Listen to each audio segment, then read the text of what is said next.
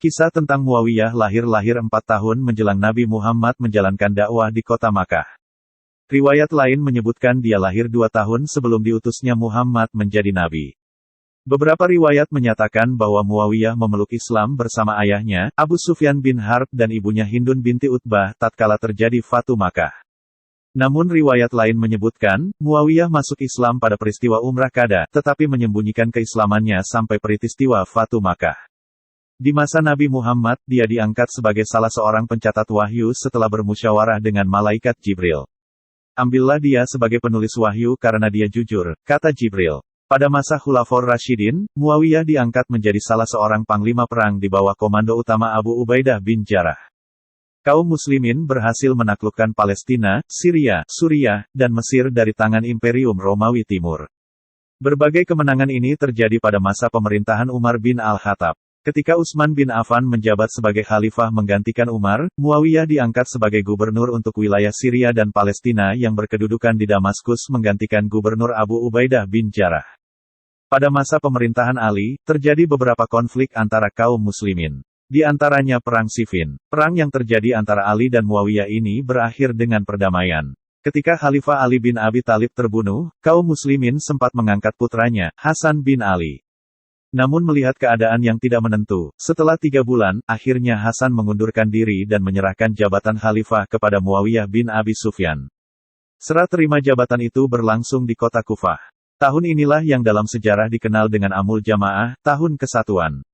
Dengan demikian, Muawiyah resmi menjadi khalifah. Beberapa kalangan ada yang menyebut Muawiyah dengan julukan yang jauh dari akhlak Islami. Padahal walau bagaimanapun dia tetap sahabat Nabi Muhammad, yang telah banyak memberikan sumbangan untuk Islam. Dia ikut di berbagai peperangan, baik di masa Nabi Muhammad atau Khulafaur Rasyidin. Mengenai tudingan yang menjelekkannya, tidak semuanya bisa diterima begitu saja. Bahkan beberapa kebijakan yang oleh sebagian sahabat dianggap menyimpang, masih bisa dimaklumi. Kendati pun ada, hal itu wajar mengingat ia adalah manusia biasa yang kadang khilaf atau dipengaruhi orang-orang sekitarnya. Semua itu tidak mengurangi keutamaannya sebagai sahabat, bahkan masih terbilang keluarga dekat Nabi Muhammad. Muawiyah dikenal sebagai negarawan dan politikus ulung. Ungkapannya tentang hal ini dicatat sejarah, "Aku tidak akan menggunakan pedangku selagi cambukku sudah cukup. Aku tidak akan menggunakan cambukku selagi lisanku masih bisa mengatasinya. Jika ada rambut yang membentang antara diriku dan penentangku, maka rambut itu tidak akan putus selamanya.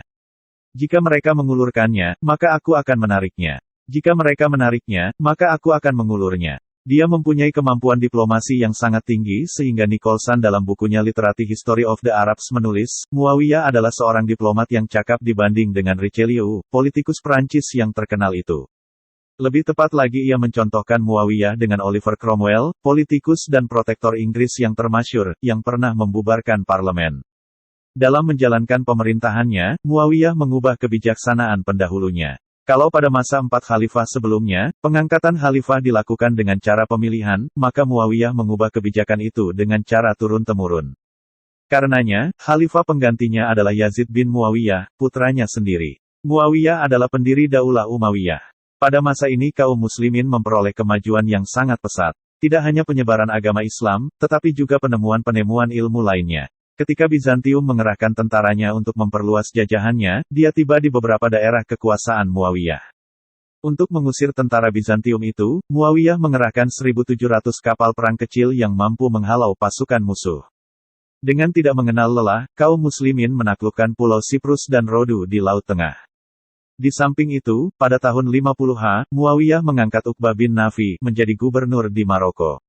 Dengan 10.000 tentara ia berhasil mengalahkan orang-orang Romawi. Ia juga dapat mengalahkan bangsa barbar dan penduduk asli Afrika. Lebih dari itu semua, ia telah meletakkan pondasi Daulah Umayyah yang telah mengharumkan nama Islam selama ratusan tahun.